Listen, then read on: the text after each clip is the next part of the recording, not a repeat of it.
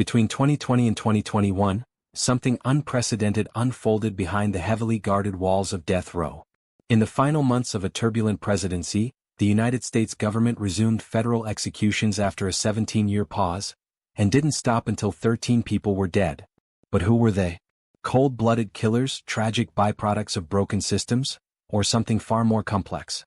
In this episode, we uncover the haunting stories of 5 men and 1 woman, people whose final moments made headlines, whose pasts were riddled with violence, trauma, and controversy, and whose deaths reignited the nation's fiercest debates on justice, mercy, and race. To understand the full scope of this story, do well to watch the part 1 of this video following the link in my description. Now let's dive in. Case 1. Christopher Andre Vialva. Christopher Andre Vialva was born in 1980 in the heart of Texas. From the outside, he was just another boy in Killeen, a military town shaped by order, discipline, and quiet suburban sprawl. But behind the surface of that structured environment, Christopher's life unraveled early. He came of age surrounded by fractured relationships, instability, and a growing sense of being lost in a system that didn't have room or patience for boys like him. By his teenage years, Vialva had already fallen into gang activity. His criminal record began stacking up before he turned 18. Auto theft, burglary, minor assaults. He was smart, sometimes even described as charismatic, but he was also angry, impulsive, and desperate for a sense of power and belonging.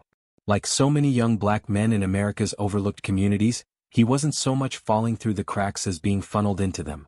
But no one, not his teachers, not his parole officers, not even his family, could have predicted what would happen in the summer of 1999. On June 21st of that year, 19-year-old Christopher Vialva, along with 4 teenage accomplices, Brandon Bernard, Terry Brown, Tony Sparks, and Christopher Lewis, set out with a chilling plan. They wanted to commit a robbery. Any robbery. They armed themselves, piled into a car, and drove around Fort Hood looking for a victim. Then they spotted them, Todd and Stacy Bagley. A young, deeply religious couple from Iowa. Todd was 26, and Stacy was just 28. They were youth ministers visiting Texas for a religious event, known for their kindness and faith. When the teens flagged them down asking for a ride, Todd and Stacy, trying to help strangers in need, pulled over. It was an act of Christian charity. It would be the last one they ever performed. As soon as the couple let them into their vehicle, the situation turned. Vialva pulled out a gun. The teens forced Todd and Stacy into the trunk of their own car. For the next 8 hours, the couple remained locked inside, begging and singing gospel songs through the metal enclosure. During this time, Vialva and his group drove around, used the Bagley's ATM cards to withdraw money, and tried to pawn off Stacy's wedding ring. Eventually, Vialva made the chilling decision. They couldn't let the couple go. They would be witnesses. And in his words, "They've seen our faces." Just before sunset, they drove to a secluded area on the Fort Hood military base. Vialva got out, opened the trunk, and without hesitation shot both Todd and Stacy in the head. He closed the trunk again. But shockingly, medical evidence would later show that Stacy was still alive. Then Brandon Bernard, just 18 at the time, doused the car in lighter fluid and set it on fire. In court, the case was swift and brutal. Vialva was tried in federal court and sentenced to death in 2000. His role as the triggerman made him the prime defendant. The evidence was overwhelming. He showed no remorse at the time of arrest, and his past criminal history helped seal his fate. He was painted as the ringleader, a cold, calculated killer. But the years that followed told a more complicated story. As Vialva sat on death row, something changed. By his mid-30s, he began corresponding with pastors, mentoring younger inmates, and sharing messages of redemption and reflection. In interviews, he spoke openly about his guilt, his failures, and how he had tried to make peace with God. He read philosophy, scripture, and psychology. He talked about the immaturity of his 19-year-old self, and how the gang culture he grew up in blinded him to the sanctity of life. Supporters began to rally behind him, not to erase his crime, but to question whether execution was the only answer. His case, along with that of Brandon Bernard, sparked debate across the nation. Should someone be put to death for something they did as a teenager, no matter how horrific? On September 24, 2020, after over 2 decades on death row, Christopher Andre Vialva was executed by lethal injection at the federal penitentiary in Terre Haute, Indiana. He was the 7th person to be executed in the Trump administration's reinstatement of federal executions. In his final moments, Vialva looked directly at the witnesses and spoke with calm, composed clarity. He asked for forgiveness. He said he was ready to meet God. He expressed love for his family and thanked his spiritual supporters. Then he died, pronounced dead at 6:46 p.m. And yet, the echoes of his story didn't end there. In the days that followed, media outlets published think pieces. Activists reignited the conversation about racial disparities in sentencing, about the harshness of the death penalty, and about whether people like Vialva, flawed but transformed, could ever truly be forgiven in the eyes of the law. And so the question still lingers in the minds of many: was Christopher Vialva the same person at 40 as he was at 19? Can redemption matter when justice demands finality? Case 2, Orlando Cordia Hall. Orlando Cordia Hall was a man who lived in the shadows of the law long before he crossed the line into irreversible brutality. Born and raised in Arkansas, Hall was known in the criminal underworld as a mid-level drug dealer, someone who trafficked in marijuana and cocaine with his brothers and associates across state lines. By the early 1990s, Hall had already tangled with the justice system but had somehow managed to slip through its grasp. That window of freedom, however, would close forever in 1994, after a failed drug deal set off a horrifying chain of events that would end the life of an innocent 16-year-old girl and leave the nation reeling from the cruelty of what was to follow. How does a simple case of stolen drug money turn into a national tragedy so brutal, so intimate, that even seasoned prosecutors described it as one of the most disturbing they had ever encountered? It was September 24, 1994. Hall had arranged for a large drug transaction with two men in Arlington, Texas. He and his associates handed over thousands of dollars in cash expecting the product in return, but the men vanished with the money, and no drugs ever changed hands. Enraged and determined to exact revenge, Hall and his crew began tracking down the individuals responsible. But they couldn't find them. Instead, they found a name, Stanfield Renee, one of the men involved, and an address. That address led them not to the con men, but to an apartment where Stanfield's younger sister, Lisa Renee, was staying. Lisa, a shy and studious high school girl, had just moved to Texas from the U.S. Virgin Islands with dreams of becoming a doctor. She was not involved in the drug world, she was simply in the wrong place at the worst possible time. On September 24, Hall and four accomplices, Bruce Webster, Marvin Holloway, Stephen Beckley, and Demetrius Hall, stormed into the apartment complex where Lisa lived. She was home alone, talking to her sister on the phone, when the men broke in. Lisa tried to hide, but they found her, dragged her outside barefoot, and threw her into the back of a car. Her sister, still on the line, heard the abduction unfold live. What followed was 6 days of unspeakable torment. Lisa was taken across state lines to a hotel in Arkansas, where she was repeatedly gang-raped, beaten, and humiliated. At one point, she was kept naked, blindfolded, and tied to furniture. Hall and the others treated her as nothing more than collateral, a tool of revenge for a botched deal she had no part in. Eventually, fearing that she would identify them to police, they decided to kill her. On September 29, the group drove Lisa back to Texas and led her into a wooded area near Pine Bluff. There, Hall and another man dug a shallow grave while Lisa stood nearby, unaware of her fate until the last moments. Then they struck her on the head with a shovel, beat her until she was unconscious, and placed her, still breathing, into the grave. They poured gasoline over her and buried her alive. It was one of the most chilling crimes in modern federal history. Because Lisa had been abducted and transported across state lines, the case fell under federal jurisdiction. Hall was tried in federal court, and in 1995 he was convicted of kidnapping resulting in death, a capital offense. During his sentencing, prosecutors laid out every gruesome detail of what Lisa had endured. Jurors wept. Reporters were shaken. It was not only the crime itself but the callousness with which it was carried out that shocked the nation. Orlando Hall was sentenced to death. Over the next 25 years, Hall sat on federal death row, launching multiple appeals and clemency requests. His attorneys argued that his original trial had been marred by racial bias, that prosecutors used their peremptory strikes to remove all qualified black jurors from the panel. They also pointed out that Hall's co-defendants who participated in the rape and murder received lighter sentences, some even avoiding the death penalty entirely. Still, the courts were unmoved. On November 19, 2020, at the federal prison in Terre Haute, Indiana, Orlando Cordia Hall was executed by lethal injection. He was 49 years old. Lisa Renee's family, who had waited nearly 3 decades for justice, watched silently from behind a glass partition. Hall's execution was notable not just for the horror of the crime, but for the cultural conversation it reignited. Despite being a black man executed for the murder of a black girl, a rare circumstance in capital punishment cases, the discussion around his case revolved heavily around racial disparities in sentencing. How was it, critics asked, that 4 other men involved in the same crime walked away with lesser punishments? Was justice truly served? Or did the system selectively decide whose life was worth sparing? Case 3, Brandon Bernard. Brandon Bernard was only 18 years old when his name became tied to one of the most tragic and controversial federal death penalty cases in modern U.S. history. Raised in Killeen, Texas, Bernard had a difficult upbringing but no history of violent crime. Still, in June 1999 he became involved with a group that included Christopher Andre Vialva, whose decisions would change the course of both their lives. On that summer night, Brandon and his co-defendants approached Todd and Stacy Bagley, 2 Christian youth pastors visiting from Iowa, under the pretense of needing help. When the couple offered them a ride, they were carjacked at gunpoint. The Bagleys were forced into the trunk of their own car and held for several hours while the group attempted to withdraw cash from the couple's bank accounts. Later that evening, in a secluded area of Fort Hood, Vialva opened the trunk and shot both Todd and Stacy in the head.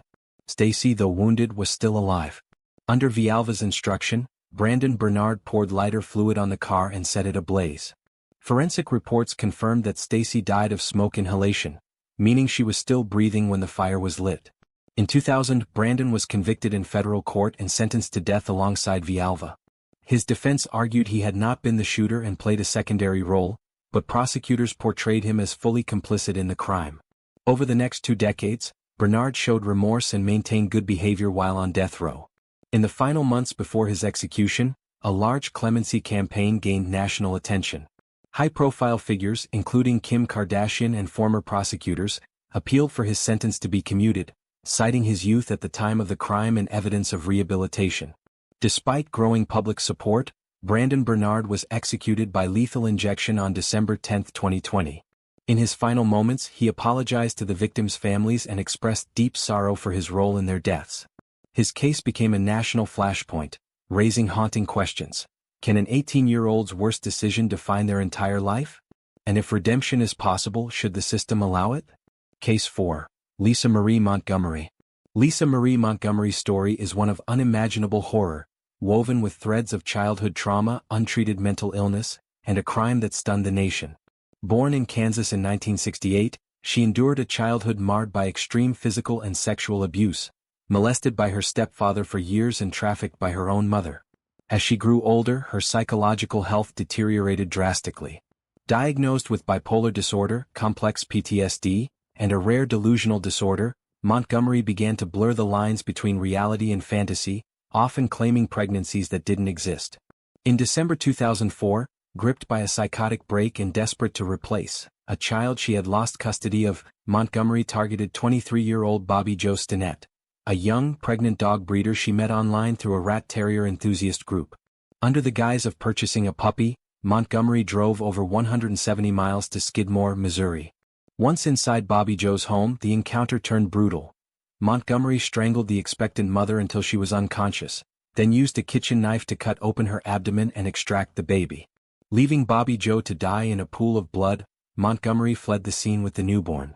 The next day, thanks to a quick-thinking tip from online forums and a massive manhunt, authorities traced Montgomery to her home in Melbourne, Kansas, where she was found cradling the infant, pretending it was her own.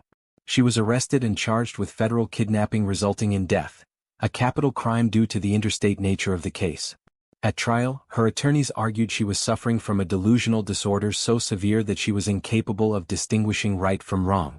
But prosecutors painted a different picture, that of a manipulative woman who meticulously planned the crime. The jury sided with the government, and she was sentenced to death in 2007. Over the years, mental health advocates, legal scholars, and even international human rights groups pleaded for clemency, arguing that executing a woman so profoundly mentally ill amounted to a cruel and unusual punishment. Yet those efforts failed to sway the courts or the White House. On January 13, 2021, Lisa Montgomery was executed by lethal injection at the federal prison in Terre Haute, Indiana, becoming the first woman executed by the U.S. government in nearly 70 years. She said only "Amen" in her final moments. Her death sparked fierce debate across the country. Should the justice system show mercy to those broken by trauma and mental illness? Or was her crime so heinous that nothing less than the ultimate punishment would suffice? Case 5. Cory Johnson. Cory Johnson was born in 1968 and raised in poverty-stricken neighborhoods of Richmond, Virginia, where he struggled academically and behaviorally from a young age. Diagnosed with intellectual impairments and placed in special education, his early life was marked by instability, neglect, and repeated school failures. Lacking the support and intervention he needed, Johnson eventually dropped out and gravitated toward the streets, where he found a sense of belonging in one of the city's most violent drug gangs, known as the Newtown Crew. In the early 1990s, the Newtown Gang was at the center of a wave of brutal violence tied to crack cocaine distribution. Johnson quickly became known as an enforcer within the organization, feared for his willingness to use lethal force. In 1992, during a deadly spree lasting just over a month, Johnson participated in a series of murders, 7 in total, targeting rival dealers, suspected informants, and others seen as threats to the gang's control. One victim was gunned down in front of his 10-year-old son. Another was killed because he was falsely believed to have cooperated with police. The killings were calculated, often involving multiple shooters, and intended to instill fear in the community. As the body count grew, federal authorities stepped in, determined to bring down the gang through racketeering charges and capital prosecutions. In 1993, Cory Johnson was arrested and charged under federal RICO statutes. At trial, prosecutors presented damning evidence linking him to all 7 murders. Despite his defense team's arguments that Johnson suffered from intellectual disabilities and functioned with the cognitive capacity of a child, the jury found him guilty. The federal court sentenced him to death. Over the years, Johnson's attorneys filed numerous appeals, citing his low IQ scores, which consistently ranged between 61 and 69, and a lifelong history of adaptive deficits. They argued that executing someone with an intellectual disability violated the Eighth Amendment's prohibition on cruel and unusual punishment. Despite the 2002 Supreme Court ruling in Atkins v. Virginia that barred the execution of individuals with intellectual disability, the courts ultimately rejected Johnson's claims, ruling that he did not meet the legal threshold. In late 2020, as part of a controversial string of federal executions during the final months of the Trump administration, Johnson's execution was scheduled. Days before his set date, he tested positive for COVID-19. His legal team again sought a delay, arguing that the virus had damaged his lungs and that execution by pentobarbital would cause extreme suffering. The courts denied the request. On January 14, 2021, Cory Johnson was executed by lethal injection at the federal penitentiary in Terre Haute, Indiana. In his final words, he expressed remorse, apologized to the victims' families, thanked his legal team, and said, "I'm okay. I'm at peace." His death marked the 12th federal execution in just 6 months and added fuel to the growing debate over capital punishment, especially its use on individuals with intellectual impairments. While some viewed his execution as justice for 7 lost lives, others questioned the morality of killing a man who may never have fully understood the consequences of his actions. Case 6. Dustin John Higgs. Dustin John Higgs grew up in a troubled environment in Poughkeepsie, New York. Born in 1972, he faced early hardships, including the loss of his mother at a young age. Described by some who knew him as bright and articulate, Higgs's life took a dark turn during his young adulthood. He later moved to the Washington, D.C. area and became entangled in a dangerous lifestyle involving drugs, weapons, and controlling relationships with women. The crime that ultimately led to his federal death sentence occurred in January 1996. According to court documents, Higgs and 2 friends, Willis Haynes and Victor Gloria, were with 3 young women, Tamika Black, 19, Miss Han Chin, 23, and Tanji Jackson, 21. After an evening at Higgs's Maryland apartment, an argument broke out between Higgs and Jackson. The night ended in tragedy when Higgs allegedly ordered Haynes to drive the group to the Patuxent National Wildlife Refuge, a secluded federal property in Prince George's County, Maryland. There, in the early hours of the morning, the 3 women were forced out of the vehicle. Haynes pulled the trigger, shooting and killing all 3 women. Prosecutors argued that Higgs was the mastermind behind the murders, even though he never physically pulled the trigger himself. The motive, according to federal prosecutors, stemmed from Higgs's desire to eliminate witnesses after tensions flared in the apartment earlier that night. In 2000, Dustin Higgs was tried in federal court. Despite not being the shooter, he was convicted of first-degree murder, kidnapping resulting in death, and firearm offenses. The jury sentenced him to death, citing his role in orchestrating the crime and showing no remorse during the trial. His co-defendant and actual shooter, Willis Haynes, received a life sentence without parole after a separate trial. Over the next 2 decades, Higgs and his legal team filed multiple appeals, arguing for clemency and a re-evaluation of his case.